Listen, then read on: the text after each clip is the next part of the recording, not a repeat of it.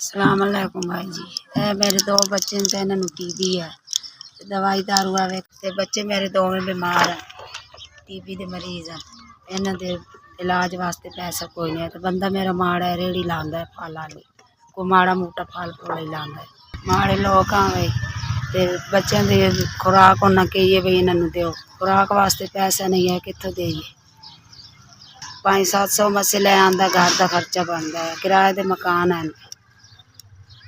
एक टाइम ते बच्चों दोवां नूं टीबी हो गई है, तो बड़े परेशान हाँ, साड़ी मदद की जाए।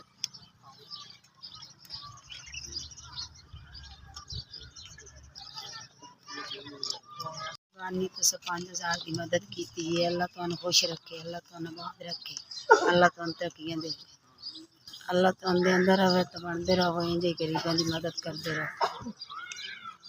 असीं दोवें भैन भरा बीमार है, तुसीं साडी मदद की है, सानू 5,000 दिता, साडी मेहरबानी।